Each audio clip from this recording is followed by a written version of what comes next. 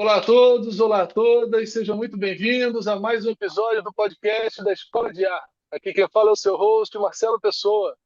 Hoje a gente tem o grande privilégio de conversar com o Rodrigo Mendonça, o Rodan, que é especialista em dados e IA na Microsoft. Rodan, cara, obrigado demais aí por você ter aceito, né, o convite, sei que você está até participando de um evento aí.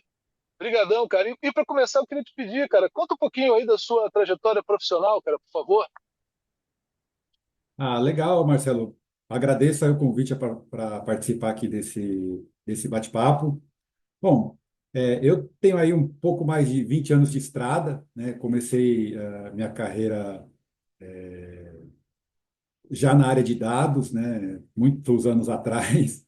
Trabalhei alguns anos na IBM, né? Depois disso passei por algumas empresas parceiras da IBM. Também trabalhei na OpenText, né? Que é uma empresa de software canadense, uma empresa de software do Canadá. Passei pela Oracle também. Tive aí algumas startups, né? Algumas deram certo, outras não. A maior parte delas não, mas uma deu certo. Hoje trabalho na Microsoft, né? Na área de dados e IA. Hoje foco muito maior em IA, né? Até pelo hype que a gente tem aqui com a IA generativa, que foi até o que acabou trazendo a gente para esse papo, né? Então, apesar dessa carinha nova aqui, já tem um bom tempo de estrada. Uhum. Legal, cara. Muito bom, Rodan. Cara, assim, como a gente falou, né, o foco é produtividade, né, cara? Aí eu acho que Uhum. assim a Microsoft realmente está num, né, um momento único aí, né? Eu vi algumas coisas de, puxa, cara, fazer PowerPoint de uma forma assim mágica, também a partir de base de dados, né? Assim, um universo, né, fechadinho ali, uma base consolidada de dados. Putz, cara, já se gerava um monte de painel no Power BI, você fazendo perguntas, né, para esses dados. Mas conta, cara, um pouquinho mais aí, né, assim, das principais ferramentas, né, de GenAI agora, né, a partir dessa explosão toda que você usa regularmente. O que que você tem conseguido aí de ganhos de produtividade no teu dia a dia, cara? Legal, Marcelo. É, Hoje em dia, assim, no meu trabalho, né, eu tenho um trabalho muito mais comercial, técnico. Eu acabo usando muito o Copilot da Microsoft, claro, atrelado ao Teams, né? Em que sentido? Muito para ver histórico de reunião, né? Então, o que que foi falado, o que que foi discutido. Então, eu pego uma reunião que eu participei e eu pergunto, o que que foi falado, o que a gente falou sobre aquele assunto, e o Copilot responde para mim. Tá? Esse é, assim, para mim, algo que eu uso bastante. Muito em cima do Outlook, né? Então, eu faço pergunta referente ao meu set de e-mails, ao meu calendário, né? Então, eu peço muito insight sobre o meu calendário. Uso bastante também o GitHub Copilot, né? Até porque vira e mexe eu acabo fazendo sample para cliente, ou eu quero testar alguma feature de algum serviço novo da Azure, eu acabo fazendo teste, então eu uso bastante o GitHub Copilot, né? Em cima do VS Code. Para mim, no meu dia a dia, são os três copilots que eu acabo usando mais. Eventualmente, acabo usando do Word, também do PowerPoint. É, o do Power BI, eu acabo usando o Power BI e o do Fabric, eu acabo usando mais em demonstração, porque são produtos do subset de produtos que eu apresento e tal. Então, uso, mas não é do meu dia a dia, não são produtos que eu uso como produto fim, mais de demonstração, tá? Mas, em linhas gerais, dentro das ferramentas de IA generativa, são as que eu acabo incorporadas no meu dia a dia. Tá? Então, assim, para mim foram divisores de água. Cara, assim, o do Teams é fantástico. Você entrar numa reunião que já começou e você poder interagir com o passado da reunião, no sentido de, cara, o que eles falaram até agora, cara, fantástico. Assim, Isso aí sem ter que realmente interromper a reunião, né? Você é. entra silenciosamente na reunião e já interage, é algo bem interessante. Cara, aí aproveitar uma curiosidade, cara. O Copilot, ele ainda está baseado lá no, na parceria, né, na aquisição, aí, a compra, a sociedade com a OpenAI. Mas, ao mesmo tempo, eu ouço aí, cara, algumas informações que vocês estão desenvolvendo o seu próprio LLM. que está rolando disso aí, cara, por gentileza?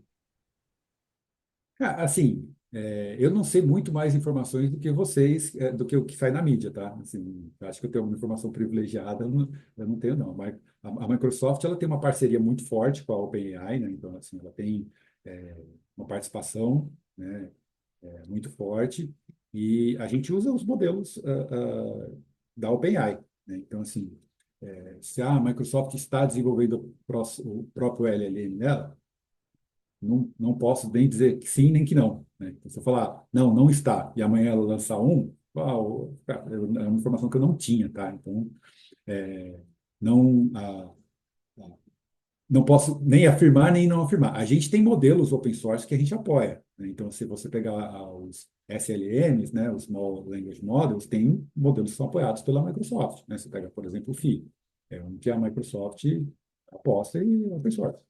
Tem. Legal, cara. Não, bacana.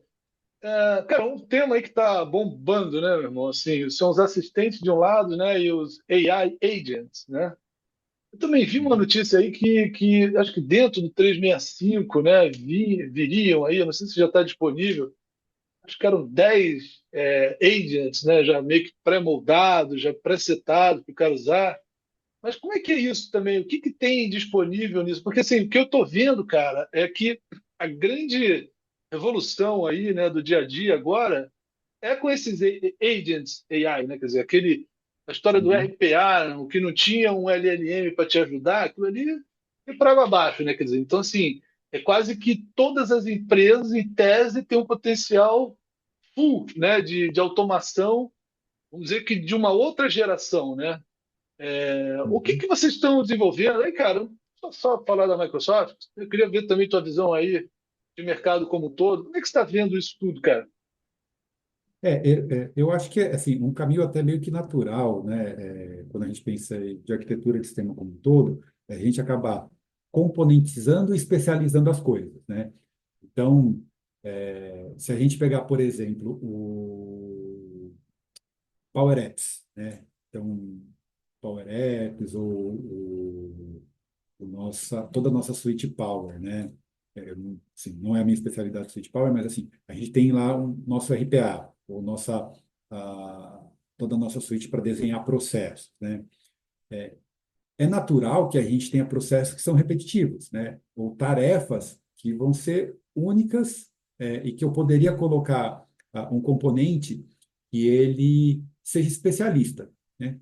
Pô, se eu tenho um componente que é especialista, por que não criar um papel, né, definido por uma IA que vai fazer aquilo, né? Porque se a gente pegar, por exemplo, uma boa prática, por exemplo, de engenharia de prompt, né, que é eu falar pro meu LLM como ele deve se comportar, no sentido de que haja como um professor de português, ou haja como um analista de negócio, e eu encapsular isso dentro de um componente, por que já não deixar alguns componentes prontos, né? E deixar isso disponível para os meus usuários, no sentido de ajudá-los a criar fluxos de negócio de forma mais fácil, né? Para que ele não tenha que configurar isso toda hora, né? Então, imagina no seguinte cenário: vou deixar disponível para minha área de back-office assistentes de LLM pré-configurados, ou seja, já com um papel pré-determinado, e esse usuário só vai atribuir tarefas, no sentido de que eu tenho aqui um assistente especialista em correção de textos de português.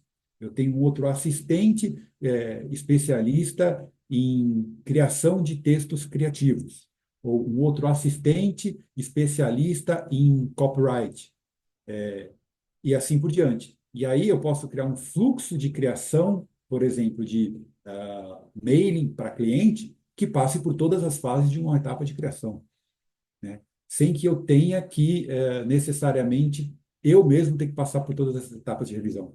E eu posso fazer com que um agente seja a entrada e a saída para outro agente.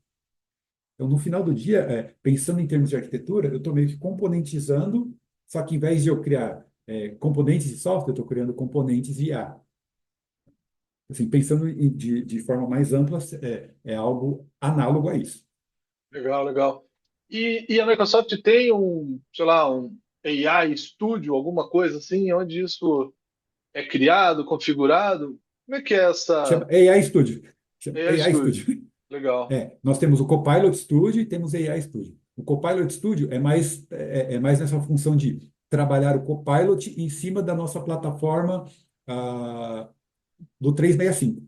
Então, ou seja, vou trabalhar em cima da suíte do 365, atrelado a SharePoint, a minha plataforma do Office. O AI Studio já é mais voltado para os meus serviços cognitivos, onde eu vou construir o meu Copilot em cima das minhas bases de dados, dos meus serviços de APIs, ou seja, nem tanto em cima da plataforma de colaboração Microsoft, mas mais em cima de sistemas onde eu vou integrar via API ou via base de dados.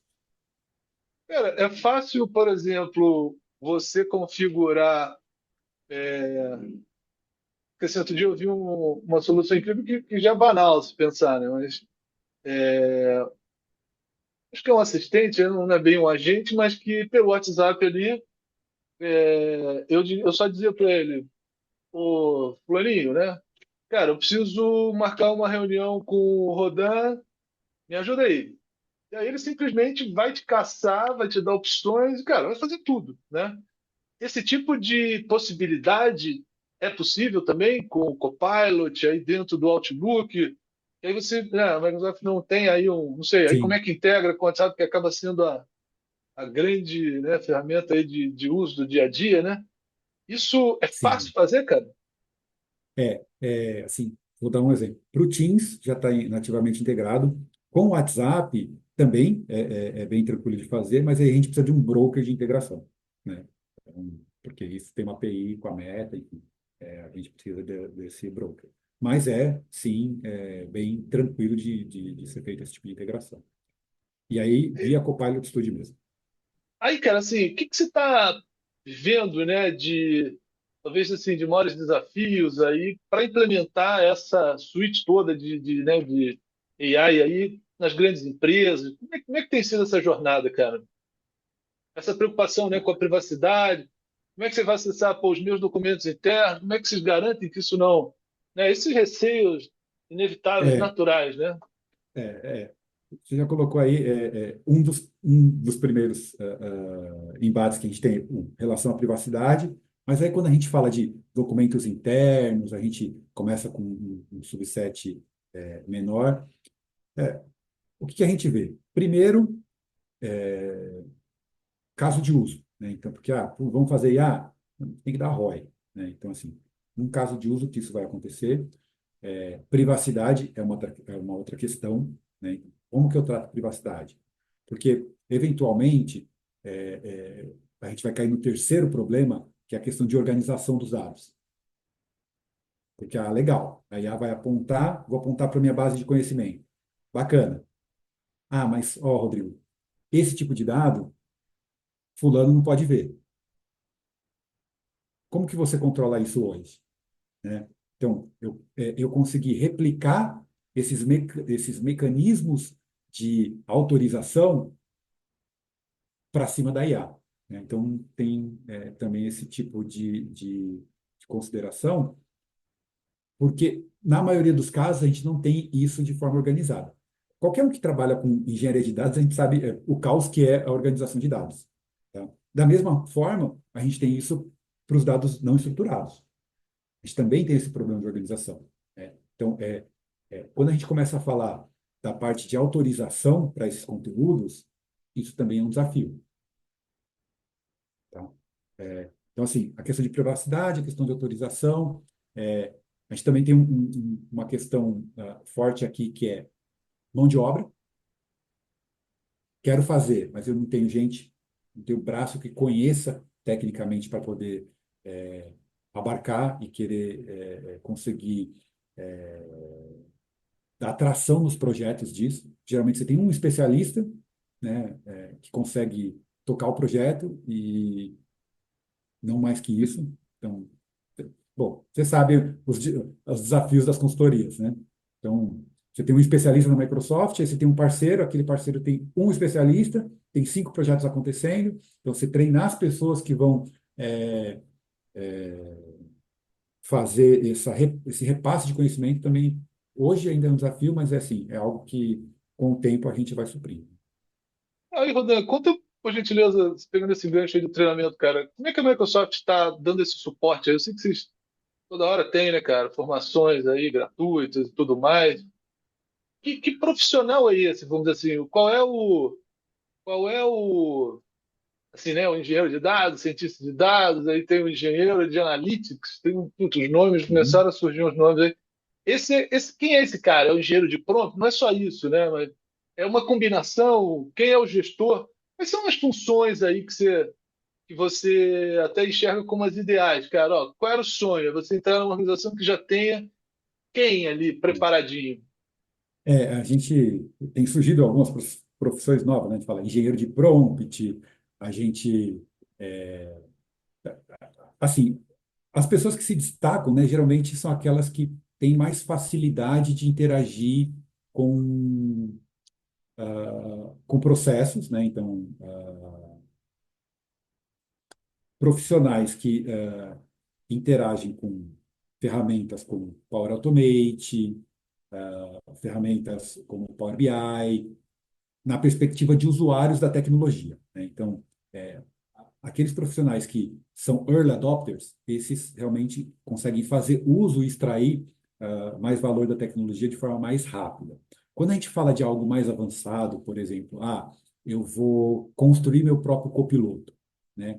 Aí, quem tem vantagem de absorver mais essa tecnologia? Geralmente, cientista de dado, desenvolvedor, engenheiro de dados, tá? É a galera que rapidamente consegue absorver e construir esse tipo de solução, tá? Mas, no geral, quando a gente fala, por exemplo, de uma adoção de Copilot, por exemplo, vou fazer o rollout de uma adoção de Copilot numa organização, né? Geralmente, é aquele perfil que a gente chama de citizen development, né? Aquela galera que tem um conhecimento mais técnico, mas não profundamente técnico, aquele que sabe, é, por exemplo, ah, ser um usuário mais heavy user de Office. Porque ele sabe usar a tecnologia para resolver o problema dele, né? Então, não é uma pessoa que sabe bits and bytes, mas é uma pessoa que sabe extrair, por exemplo, o máximo do Excel, ou sabe extrair o máximo do que ele precisa no Word, né? Então, não é aquele profissional que, putz, eu preciso de um cara da TI aqui para fazer, eu brinco, para colocar o negrito na frase, entendeu? Porque tem umas pessoas que são travadas nesse sentido, né? Outras não. Outras o cara consegue fazer até macro, né? Então, esse perfil que é mais safo com tecnologia, assim, navega super bem nesse mundo. Legal, cara. Agora, se você puder contar, cara, alguns cases legais, assim, que você contou, pô, como é que você está aí no dia a dia, né? Uhum. Quais são, assim, as coisas mais óbvias que, pô, todo mundo já tinha que estar usando e alguns cases você possa citar aí de já Claro. sucesso, né? Você falou do ROI, né? Mas Tem. que Ó, você pode tem contar? cases públicos que eu participei, por exemplo. Ó. Claro. Vou falar assim, cases usando IA de forma geral e depois com IA generativa, né? Tem um case interessante que a gente fez com a Cassi é a Caixa de Assistência aqui do Banco do Brasil, onde eles, usando machine learning, eles estão fazendo a aprovação de pedido de reembolso médico usando machine learning. Então, quando você está no seu plano de saúde, putz, quero fazer um exame, quero fazer um pedido de exame. Então, previamente, você manda uma documentação. O machine learning analisa e aprova. Quando ele nega, putz, neguei, aí vai cair para um médico analisar. Mas, assim, o pedido de aprovação ele já pode ser automático. Então, assim, é um caso usando IA, tá? O machine learning está fazendo uma aprovação, tá? Com isso, o que ele reduz? Reduz horas de médico. Antes eu tinha que um médico tinha que olhar um pedido.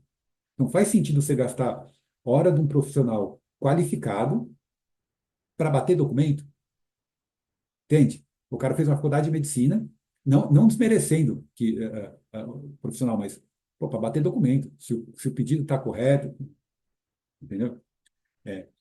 Um outro case também interessante dentro do conglomerado aí, um case público também, que é o da Brasilprev, onde a gente faz análise da URA, ou seja, o que está passando de áudio, e dependendo da conversa, ele consegue sensibilizar um gerente no sentido, ó, houve uma interação ruim, e aí com isso eu consigo reduzir o churn. Ou seja, se o meu usuário teve uma experiência ruim no call center, eu consigo sensibilizar alguém para falar, ó, liga para esse cara que ele teve uma experiência ruim, para fazer com que Você ele não sabe saia do que meu. outro dia eu estava, assim, um banco até querendo fazer você falou do call center, é um call center de produto de cartão de crédito, mas Uhum, onde, cara, a IA, né, tá ouvindo a conversa, né? Tá ouvindo o que o uhum, cliente pede, tá ouvindo, né, o que o agente ali, né, o operador, né, o funcionário ali tá colocando e, putz, ele vai dando dicas, cara, meio que real time ali. Isso é o que eles querem, né? Isso é uhum. possível fazer, cara, hoje em dia? Tá fácil uma Sim, solução como essa? sim, Entendeu? sim, Real sim, sim. time, tô lendo. Cara, ó, puta, fala disso aqui, cuidado com essa palavra, o cara tá meio bravo, putz, uma suspeita de Sim, fraude. sim, em tempo real a gente consegue fazer tradução, tá? Então, assim, consigo fazer tradução, análise de sentimento em tempo real, que acho que é mais ou menos o caso que você cita aqui. É, Então, de repente, numa interação aqui, eu consigo perceber que está tendo uma mudança de comportamento, né? Então, pelo tom da voz, pela expressão facial, eu percebo que a interação não está boa e, de repente, eu sugiro, ó, sugiro, de repente, ó, encerrar a conversa ou repassar para uma outra atendente, algo do gênero, né? Então, assim, sim, é possível, sim. Agora, colocando alguns casos de IA generativa, né? Eu não posso citar o cliente, né? Mas a gente tem casos onde já tem clientes iniciando transações, né? Usando pedidos via texto, né? Ou seja, quero executar tal coisa via IA generativa, né? Então, qual que é o contexto aqui? E aí, isso para mim é uma mega tendência. Qual que é a tendência? É a gente vai acabar vendo muitas interfaces de aplicações morrerem. Porque hoje eu não preciso mais construir uma tela, só preciso de um chat, entende? Eu acho que durante muito tempo, e você, assim como eu, já tem uma estrada na área de TI, você deve ter quantos cursos para aprender software você fez na sua vida? Alguns, né? Eu, cara, nem sei quantas horas eu sentei para aprender um software. Cara, no futuro não vai ser assim. Por que eu vou parar para aprender um software? Software que tem que aprender a falar minha língua. Então, assim, a tendência é cada vez mais o software falar a nossa língua, né? Eu lembro que quando eu entrei para essa área, eu fiz curso de Office, de Word, Excel, PowerPoint, fiz curso de várias suítes. Não vai ser bem assim, né? Até alguns anos atrás, a gente tinha uma preocupação muito forte com o X, ou seja, como que o usuário vai navegar na nossa interface, a interface tem que ser fluida. Cara, não vai ser mais assim. Vai ser uma interface de texto, o usuário vai pedir. E o usuário pedir, a gente vai ter que responder. Então, assim, eu não vou me preocupar mais tanto com a interface, no sentido de que tem que ser bonita, tem que ser amigável, porque eu não vou dar opções para o usuário. O usuário vai falar comigo e eu vou responder para ele. Então, eu não preciso, imagina, ter um menu de ação. Eu vou ter uma caixa de interessante. texto e usuário e vou interpretar o pedido dele. Então, assim, eu vejo isso como uma forte tendência, tá? Por conta da generativa. Então, assim, você muda a forma como a gente faz software. Então, assim, é uma mudança de paradigma no desenvolvimento de software. Outro dia eu estava até vendo um case, cara. Imagina, você está querendo comprar um imóvel, fazer um financiamento, aí a Caixa, por exemplo, te manda. um arquiteto, um engenheiro tem que ir lá fazer um laudo, né? Pô, o cara tira as fotos, né? Imagina uma aplicação, que é legal que você falou, né? Quer dizer, uma aplicação que captura as fotos, que já faz ali, ó, essa foto tem isso, tem aquilo, tem aquilo. Ele já está pré-treinado, né? Assim, um assistente do cara, o que que você tem que avaliar né? A foto de, sei lá, banheiro, tem uns ângulos, né? Já tem uma técnica para seguir. E aí ele fala, né, o que você está dizendo, cara. Ele vai conversar ali com a IA, ela vai entender tudo, e no final ela vai gerar um PDF com, né? É tipo isso, né? Eu não Por preciso exemplo, mais do. imagina o seguinte: você começa a tirar foto da casa. Você terminou, mandei todas as fotos. Aí analisa e fala, cara, essa casa não tem banheiro? Porque de repente você não mandou nenhuma foto de banheiro, porque você esqueceu, Sim, é, né? Fala, pô, essa casa não tem banheiro? Aí você, como não? Aí você olha, putz, mandei uma foto de banheiro, né? Ou no sentido, ele fala assim, ó, essa casa tem 2 quartos. Não, a casa tem 3. Você só mandou foto de 2. excelente. Então, assim, por quê? Porque é o que a IA consegue analisar, né? É, Então, assim, essa interface vai ser muito mais uma interface conversacional, e aí conversacional não só texto, áudio, tá? E isso traz até um viés de mais inclusão, né? Porque o que acontece? Por mais que nós sejamos assim, é, nós aqui, eu, você, querendo ou não, a gente está numa bolha. Somos pessoas é. altamente alfabetizadas, mas a O grande texto é maioria da cruel, né, população não é. cara? O texto é bem cruel para a população que, pô, não teve, né, não estudou, não quis estudar, não teve oportunidade. É dureza. E assim, Interessante. a interpretação de texto do brasileiro média é bem baixa, é bem ruim. Então, assim, a IA, querendo ou não, você consegue interagir, conseguir extrair o que você quer. E se você joga um Valida, texto, né? cospe um Pergunta. texto, cara, a pessoa muitas vezes não entende. Então, ele pode É, conseguir extrair até conseguir chegar. Então, a IA tem um papel importante nesse sentido de democratizar mais a informação para esse público. bacana, cara. Rodan, já indo para os finalmente, cara, assim, eu achei bem legal essa tua visão aí. Que outras, vamos dizer assim, tendências, né, você vê aí com grande potencial, cara? E também o que está vindo, sei lá, eu sei que bola de cristal não é simples, né? Mas o que está vindo aí pela frente? Falou dos agentes, né? Dessa automação toda, a produtividade ali no dia a dia.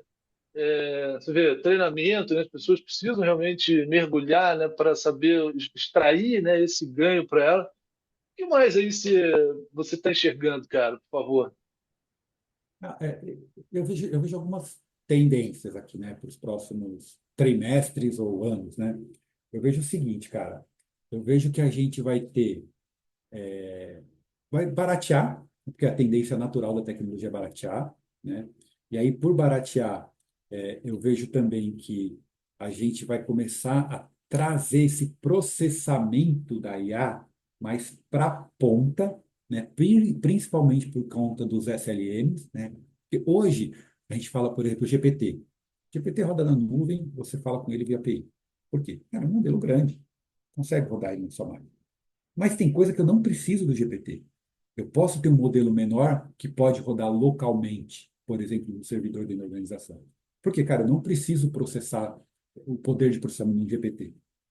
Vou dar um exemplo. Eu quero um modelo que vai fazer uma análise de sentimento. Não precisa ser um modelo que fale todas as línguas, que saiba interpretar várias coisas. Sabe, sentimento. É, eu quero um modelo que vai fazer tradução. Cara, também, ele pode ser um modelo menor. Então, por ser um modelo menor, posso fazer com que ele rode mais localmente. E o fato dele rodar localmente reduz várias coisas. Reduz latência, reduz preço. Então, assim, de novo, eu vejo uma tendência da gente olhar mais para os SLMs, reduzir preço, e aí, reduzindo preço, você consegue abarcar essa solução em vários locais. Então, assim, eu vejo a gente tendo essas características de inteligência e cognição em várias soluções menores. A gente vai ver IA em tudo que é canto. né? Um exemplo simples. Eu moro em São Caetano do Sul. Da entrada do meu prédio até a porta de casa, tem três interfaces de ar. Tem uma que reconhece a minha cara, logo de cara no portão. Isso é IA. Então, assim, a gente vai ver isso em várias outras etapas, assim, tudo que é campo. E a gente vai ver isso muito com a IA generativa também, em vários outros dispositivos, tá? A gente já viu agora a Meta colocando no WhatsApp, né, a IA generativa, né? Eu acho que a gente vai ver isso em quase todas as soluções de mercado agora vai ter alguma perninha de IA generativa. Não, você vê essa da Meta, né, cara? Eu fiquei pensando em um que, putz, cara, de alguma forma estavam ali no. Eu diria que num, um pouco atrás, né? Assim, parecia, né? Por outro lado, os caras são open source, né, cara? Que é um negócio assim incrível, né? Abrir, né, uma inteligência dessa, um treinamento desse. E eles vão virar aí o maior, a maior, vamos dizer assim, uso, né, de um LLM. Vão ser eles, né? Porque todo mundo vai começar a brincar ali no WhatsApp, né? Que ele simplesmente entrou onde está todo mundo, né? E provavelmente essas integrações, né, cara, que a gente estava falando, vão acontecer, né? Pô, o cara ele já vai pedir, pô, marca uma reunião comigo com o Rodrigo. O que que tá aí no meu calendário? O que que eu tenho para, quer dizer, ele vai começar a entrar, né, no, vamos dizer assim, nos outros aplicativos, nas informações que estão ali, né, no teu celular também, né, para poder, pô, você ter uma interação de um outro nível, né? Não é só ficar perguntando coisa ali, né? Uhum. Faz sentido? Não, sem dúvida. Assim, a minha visão foi como eu coloquei, assim, a gente vai ver essa parte de IA generativa, cara, acoplado em tudo Ah, que é tipo de coisa, né? Então, assim, a gente já vê, por exemplo, o lançamento de novos hardwares, né? Com, muito dependente disso, né? Então, você já vê hardware que te monitora e grava tudo que você fala e depois faz resumo do que aconteceu no seu dia, né? Eu vejo, por exemplo, a gente acoplando esse tipo de inteligência em câmeras de segurança. Então, por exemplo, você tem uma câmera de segurança que, por exemplo, monitora o seu prédio. Em vez de você ter que olhar, teve uma ocorrência. Ao invés de você ter que olhar todo o histórico da câmera, ó, tive uma ocorrência. Em que hora tal coisa aconteceu? Você você já perguntar isso vai para fazer ele. as perguntas certinhas, né? Assim, É, percebe fantástico. o diferencial que é isso? E assim, estou falando de É, um caso de uso aqui. Tem, cara, tem é, milhares de outros casos de uso. é, Para medicina, saúde, educação, é. transporte, e aí transporte, estou falando, transporte terrestre, transporte aéreo, transporte marítimo, enfim, milhares de casos de uso. Qual que é o problema aqui? Mão de obra para fazer tudo isso acontecer. Ou seja, assim, trabalho tem, Marcelo, entendeu? É. Trabalho tem. É a gente conseguir suprir essa demanda. Cara, aí para fechar, Rodando, eu gostei muito bom esse ponto. Cara, o que que você deixa de dica assim para o cara que está querendo entrar nesse mundo, né? Aproveitar essa oportunidade que você está falando, né? O que esse cara tem que aprender? Por onde ele começa? O que você pode deixar aí de dica, cara, por favor? Assim, mão na massa. É a dica que eu dou para todo mundo. Cara, começa fazendo. O que é começar fazendo? Pega um problema que você tem e vá resolver. Ah, não sei por onde começar. Cara, estuda o problema. Qual que é o problema que você tem? Ah, dei o exemplo da câmera. Cara, eu tenho esse problema. Como que eu resolvo esse problema? Cara, e vai atrás de como resolver. Porque no ir atrás de como resolver, você vai aprender várias coisas, né? Então, porque não adianta eu falar para você, vai estudar engenharia de prompt. Engenharia de prompt por engenharia de prompt? Não, sim, o máximo que você vai saber fazer é saber perguntar para o modelo. Mas isso não vai te habilitar a entender como o todo funciona. Ah, vai estudar machine learning, a mesma coisa. Vai estudar como interagir com um sistema de gestão de processo. Também não vai te habilitar. Então, assim, pega um problema, estuda como aquele problema acontece e queira Boa. aplicar a IA para resolver aquele problema. Entende? Que aí você vai entender o entorno do problema e como aplicar aquilo. Então, assim, cara, mão na massa. Ó, quero resolver. Mesmo que você resolva da forma torta, depois você vai entendendo como vai acoplando as tecnologias. Entende? Eu acho que a mão na massa é a melhor forma. Muito bom, cara.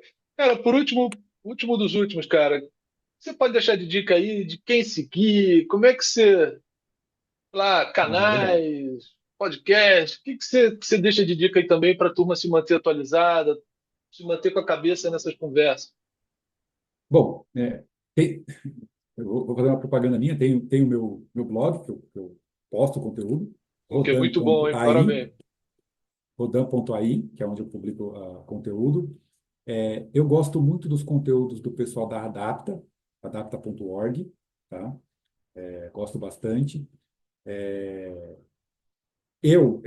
Assim, gosto muito dos conteúdos que a própria Microsoft publica, apesar dos melhores conteúdos eu vejo que estão em inglês, né? Então tem essa barreira da língua, mas com o GPT, não, língua não é um problema, tá? Então, ou não deveria ser, tá? Inclusive, eu tenho um post que eu faço que eu fiz aqui, é como perguntar para o GPT do jeito certo, e lá eu tenho um prompt de como você pedir tradução para o GPT, então, fica uma dica aí. E assim, né, basicamente tem de tudo na internet. YouTube, Spotify com podcast. Uma coisa que eu acho muito interessante é não se prender exclusivamente a temas técnicos, porque não é aí que você vai pegar o fio da meada, né? Porque, por exemplo, quando a gente fala de IA, pô, legal, machine learning e tal, tecnicamente, se você sentar para resolver um problema, você vai conseguir. Mas para você expandir a cabeça, para você entender problema, não é aí. É, vai olhar um pouco mais sobre economia, macroeconomia, mas tudo bem que eu estou falando de temas que eu gosto. Eu, eu costumo dizer que se você ficar exclusivamente focado no tema técnico, você vai ser assim, vai fazer a mesma coisa que a máquina faz. E a gente é muito mais que isso, cara. Tecnicamente, o algoritmo vai fazer. O GitHub Copilot vai fazer um código bom. Se você estudar muito, muito mesmo, você vai fazer um código um pouquinho melhor que o dele. Mas você tem que estudar muito para fazer um código um pouquinho melhor que o dele. Então, É, cara, não é tecnicamente onde você vai se destacar. Você vai se destacar quando você tem uma visão macro de como as coisas estão acontecendo. Então, não é estudando coisas técnicas que você vai se destacar nesse sentido. É estudando o que está acontecendo em torno daquilo que você tá se dedicando. Por exemplo, eu falei lá da questão vou voltar para a questão da câmera. Cara, se você está procurando resolver a questão da câmera, você olha o quê? Você olha a segurança. Então, você é um cara que está procurando resolver problemas de segurança física, vai estudar segurança física, estratégias de segurança e de perímetros, de segurança de forma geral, porque ali você consegue se destacar e enxergar os problemas que você vai conseguir resolver usando IA. Ah, mas eu quero usar uma câmera com infra... Cara, câmera com infravermelho, você vai sentar, vai estudar, vai resolver. Agora, esse é um problema que você tem que atacar? De repente não é aí, entende? Você só vai saber o problema que você tem que atacar quando você olha o todo. Às vezes você está batendo no problema errado, entende? muito bom, Então, muito bom. não é só a questão técnica. Olha o todo em volta, né? Muito bom, cara. Poxa, Rodan, sensacional, cara. Te agradeço demais aí, foi muito bom. Com toda essa velocidade, né, cara, da própria Microsoft aí de lançamentos, né, de novidade. Logo, logo, cara, você volta aí para contar, fazer um update aí para gente. Mas obrigado Cara, demais aí, foi sem muito dúvida, bom a tua visão, estou à né, pô, tua disposição, cara. experiência, os cases, foi sensacional, cara. Muito, muito obrigado. Que é isso, estou à disposição e sempre que precisar, dá um toque aí, a gente volta a falar. Obrigado, cara. Tudo de Agradeço de novo bom. aí a oportunidade. Valeu. Valeu. Obrigado.